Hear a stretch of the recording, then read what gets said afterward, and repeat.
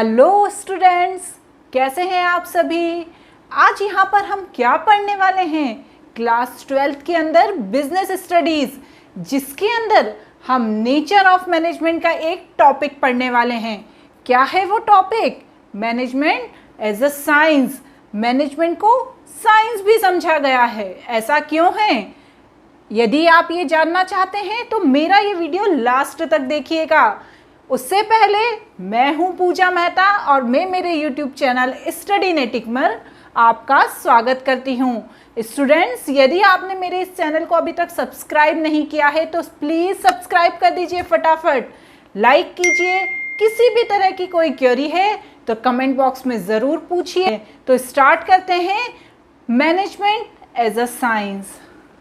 Management को बच्चों science भी माना गया है। ऐसा क्यों है? ये समझने से पहले हमको ये समझना पड़ेगा कि साइंस होता क्या है।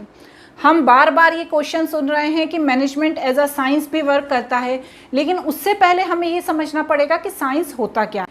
साइंस एक सिस्टमेटिक बॉडी ऑफ नॉलेज है जो कुछ ट्रुथ और लॉज को एक्सप्लेन करती है। साइंस क्या होता है? कुछ ट्रुथ्स होते हैं, कुछ लॉज होते हैं, उनको सिस्टमेटिकली जब एक्सप्लेन किया जाता है वही साइंस कहलाता है। लेकिन साइंस वो चीज़ है या नहीं है, इसको समझने के लिए हमको इसके कुछ फीचर्स को समझना होगा। यदि हमने इन फीचर्स को समझ लिया तो हमें ये समझ में आ जाएगा पहले साइंस होता क्या है। क्योंकि हम पहले ये समझ लेते हैं कि साइंस क्या होता है, उसके बाद हम समझेंगे कि मैनेजमेंट साइंस है या नहीं। तो सबसे पहला पॉइंट क्या है इसका? Systematic body of knowledge. देखिए, साइंस को सिस्टमेटिक बॉडी ऑफ नॉलेज बताया गया। अब ये चीज़ क्या होती है मैडम? देखिए, जब हम कोई काम करते हैं तो उसका कुछ ना कुछ इफेक्ट होता ही है। यहाँ पर इन्होंने क्या एग्जाम्पल दिया है? For example, the phenomena of Apple falling from the tree toward the ground explain the law of gravity. मतलब इन्होंने ये बताया है कि जब किसी ट्री से कोई एप्पल गिरता है तो उसके पीछे क्या कॉज होता है? ग्रेविटी कॉज होता है। इफेक्ट क्या है? एप्पल का ट्री से गिरना, ये इफेक्ट है। और उसका कॉज क्या है? कारण क्या है? ग्रेविटी है, तभी तो गिर रहा है ना। यदि ग्रेविटी नहीं होता तो उड़ने लग जाता। तो यहाँ पर ये बताया गया है कि कॉज और इफेक्ट दोनों का आपस में रिलेशन होता है।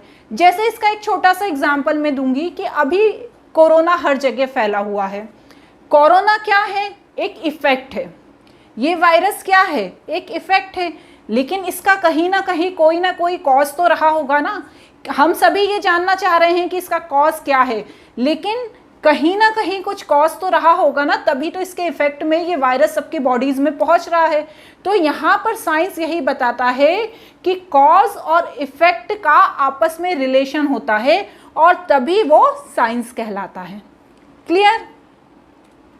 इसका फीचर सेकंड नंबर का क्या है? Principle based of experimentation. अब ये चीज़ क्या बताती है? आपने देखा कि जो एप्पल है वो ट्री से नीचे गिर गया। किस कारण गिरा? ग्रेविटी के कारण गिरा। अब ये चीज़ कैसे साबित होगी? एक बार एप्पल गिरेगा तो इससे तो ये साबित नहीं हो जाएगा कि हाँ ग्रेविटी है धरती पर। 10 बार यदि कोई एप्पल को गिरा कर देखेगा तब ये चीज़ कंफर्म होगी कि हाँ वाकई में धरती पर ग्रेविटी है। तो साइंस क्या है? कब प्रूव होता है साइंस? जब उसमें एक्सपेरिमेंटेशन होता है।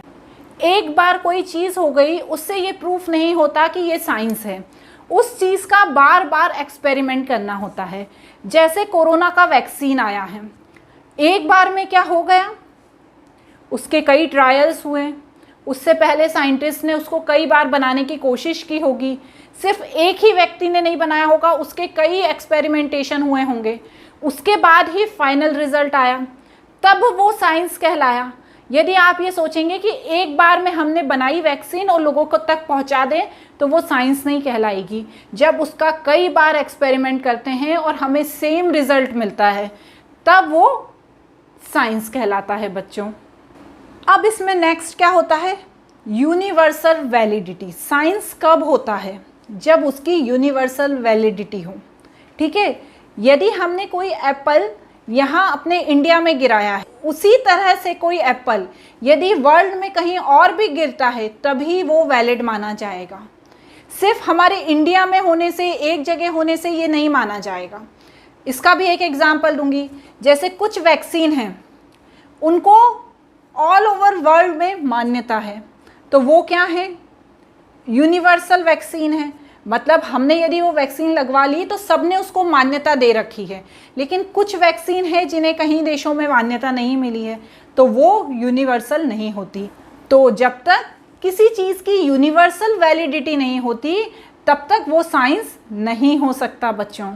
अब हमें ये पता चल गया कि साइंस क्या होता है बच्चों। ठीक है ना, जो पिछले 3 फीचर्स हैं उनको पढ़ने के बाद हमें पता चल गया कि साइंस होता क्या है। लेकिन मैनेजमेंट साइंस है या नहीं, अब हम ये देखें। Management has a systematized body of knowledge. मतलब मैनेजमेंट भी सिस्टमेटिक बॉडी ऑफ नॉलेज है, जैसा कि साइंस के फर्स्ट पॉइंट में था। ठीक है, ये प्रूफ हो गया कि चलो दोनों चीज़ों में ये सेम है। नेक्स्ट पॉइंट में क्या है? It has an own theory and principle. Management के भी कुछ अपनी थ्योरीज एंड अपने प्रिंसिपल्स हैं, जैसे कि इकोनॉमिक्स में होते हैं, सोशोलॉजी में होते हैं, साइकोलॉजी में होते हैं, मैथमेटिक्स में होते हैं। वैसे मैनेजमेंट की भी कुछ अपनी थ्योरीज हैं। ठीक है ना। चलिए अगला क्या है? Like all other organise activity, management has own vocabulary, term and concept. मतलब मैनेजमेंट की भी अपनी वोकेबलरी, अपने टर्म्स, अपने कॉन्सेप्ट होते हैं, जैसे अदर ऑर्गेनाइज्ड एक्टिविटी के होते हैं। ये भी समझ में आ गया। अगला क्या है? जैसे एक एग्जांपल दिया है कि कोई भी आप स्पोर्ट्स की बात करते हैं, जैसे क्रिकेट की बात करते हैं, सॉकर की बात करते हैं, तो कुछ कॉमन वोकेबलरी यूज़ करते हैं। जैसे करते हैं ना कि उसने सिक्सर मार दिया, ये क्रिकेट की है। क्रिकेट जो खेलता है उसे पता होगा। तो जो प्लेयर्स होते हैं वो इसी तरह से कम्युनिकेट करते हैं। चलिए ये भी समझ गए। Manager need to communicate with one to other the help of common vocabulary. उसी तरह मैनेजमेंट के जब 2 स्टूडेंट्स बात करते हैं तो उनकी भी अलग ही वोकेबलरी होती है। ठीक है ना, क्योंकि वो मैनेजमेंट के स्टूडेंट्स हैं तो वो मैनेजमेंट की बातें समझ जाते हैं। ये हमने मैनेजमेंट की बात समझ ली। अब हम इसे किससे कंपेयर कर रहे हैं? साइंस से कंपेयर कर रहे हैं। साइंस में क्या बताया गया था? साइंस एक सिस्टमेटिक बॉडी ऑफ नॉलेज है। मतलब इसमें कॉज और इफेक्ट में आपस में रिलेशन होता है। तो क्या मैनेजमेंट में भी ऐसा ही होता है? नहीं, मैनेजमेंट में ऐसा नहीं होता। एक बार ट्री से कोई एप्पल गिरा तो वो नीचे ही आएगा, लेकिन यहाँ पर आप किसका रिलेशन देख रहे हैं? ऐसी चीज़ों का जो जीती जागती नहीं है। और मैनेजमेंट में हम किससे डील करते हैं? ह्यूमंस से। आप यदि एप्पल जिसमें कोई जान नहीं है उसे नीचे गिराएंगे और धरती उस पर गिराएंगे तो ग्रेविटी एक ही रिजल्ट देगा एप्पल कि वो नीचे गिरेगा। लेकिन यदि आप ये कॉज और इफेक्ट का रिलेशनशिप किसी ह्यूमन पे देखेंगे, सपोज आपका एक फ्रेंड है, आपने उसे एक थप्पड़ मार दिया, आपका अच्छा फ्रेंड है, उसने कुछ नहीं बोला, पहला रिजल्ट ये आ गया। सेकंड बार क्या हुआ? आपने उसे फिर से थप्पड़ मार दिया, तो क्या वो दूसरी बार भी कुछ नहीं बोलेगा? बोलेगा। हो सकता है वो पलट के आपको एक थप्पड़ मार दे। यहाँ पर रिजल्ट अलग आ सकते हैं। कोई ज़रूरी नहीं है कि कॉज और इफ़ेक्ट में जो रिलेशनशिप हो वो सेम हो, रिजल्ट अलग आ सकता है। इसलिए इस टॉपिक के अकॉर्डिंग मैनेजमेंट को साइंस नहीं माना जाता, क्योंकि वहाँ पर कॉज एंड इफ़ेक्ट का अलग रिलेशनशिप होता है और यहाँ पर हम ह्यूमन से डील करते हैं, क्योंकि हर जगह अलग अलग नेचर के ह्यूमंस हैं। मैनेजमेंट में हम ह्यूमन से ही डील करते हैं ना, क्योंकि हम पढ़ाई किसकी कर रहे हैं? लोगों को मैनेज करने की पढ़ाई कर रहे हैं, तो उसमें हम ह्यूमन से डील करेंगे। तो यदि आप बताएं हर बार ह्यूमन एक ही तरह का रिएक्शन देगा, उसका मूड अच्छा होगा तो अच्छा रिएक्शन देगा, मूड खराब होगा तो खराब रिएक्शन देगा। इसलिए इस पॉइंट के अकॉर्डिंग मैनेजमेंट को साइंस नहीं माना जा सकता। आपने क्या पढ़ा था? जो फीचर्स पढ़े थे उसके सेकंड पॉइंट में क्या था? रिपीटेड एक्सपेरिमेंटेशन होना चाहिए, जो हर ऑर्गेनाइजेशन में अलग तरह का हो सकता है। वहाँ पर मैंने क्या बोला था आपसे? एक बार जो एप्पल नीचे गिरा है उसे यदि हम 10 बार और गिराएंगे तो वो नीचे ही गिरेगा, तभी उसे साइंस माना जाएगा। तो यहाँ पे ऐसा होगा क्या मैनेजमेंट में कि एक बार जो चीज़ आपने एक्सपीरियंस की है वो आप 10 बार वही करोगे? नहीं होगा ना। क्यों नहीं होगा? क्योंकि वो ह्यूमन है, वो अलग तरह से रिएक्ट कर सकता है। आप एक बार किसी को थप्पड़ मारिए, वो अलग रिएक्शन देगा। आप दूसरे को मारिए, वो अलग देगा। आप तीसरे को मारिए, वो अलग देगा। हर इंसान अलग अलग रिएक्शन देगा। तो आपका एक्सपेरिमेंटेशन तो फेल हो गया ना, हुआ कि नहीं? नेक्स्ट क्या है? देखिए, वही चीज़ बताई है कि आप ह्यूमंस पे कर रहे हैं तो ह्यूमंस का रिएक्शन अलग अलग आ सकता है। इसलिए मैनेजमेंट को इनएग्जैक्ट साइंस कहा गया है, मतलब अशुद्ध साइंस। इनएग्जैक्ट साइंस मतलब कभी कभी परिस्थितियों के अनुसार ये साइंस हो भी सकता है और दूसरी तरफ ये साइंस नहीं भी हो सकता है। इसलिए मैनेजमेंट को इनएग्जैक्ट साइंस कहा गया है। अब इसमें नेक्स्ट क्या है? जो प्रिंसिपल ऑफ मैनेजमेंट है और जो प्रिंसिपल ऑफ साइंस है वो अलग अलग हैं। हमारे यहाँ पर लोगों को मैनेज करने का तरीका अलग है, दूसरी कंट्री में लोगों को मैनेज करने का तरीका अलग है। आप देखिएगा बहुत सी कंट्रीज़ में पता है क्या होता है, जब काम कराते हैं ना तो दोपहर में सोने के लिए उनको परमिशन मिल जाती है, और हमारी कंट्री में कहीं पर भी ऐसा नहीं होता है। आपको सुबह से लेकर शाम तक सिर्फ काम ही काम करना होता है, क्योंकि उनका लोगों को मैनेज करने का तरीका अलग है और हमारा लोगों को मैनेज करने का तरीका अलग है।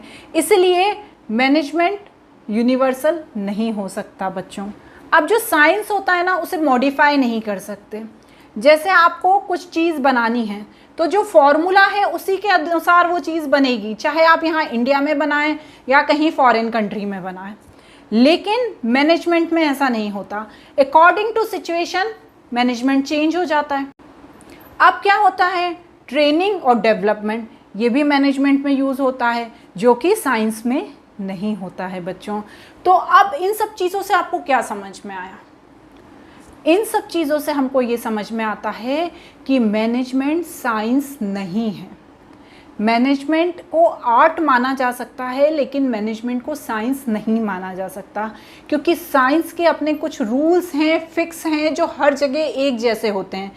लेकिन जो मैनेजमेंट होती है वो अकॉर्डिंग टू सिचुएशन काम करती है, हर कंट्री में अलग अलग तरह से काम करती है, उसका एक्सपेरिमेंटेशन भी अलग होता है। लेकिन साइंस में ऐसा नहीं होता। तो at the end of the result, at the end of the session हम ये समझेंगे कि मैनेजमेंट साइंस नहीं है बच्चों। क्लियर?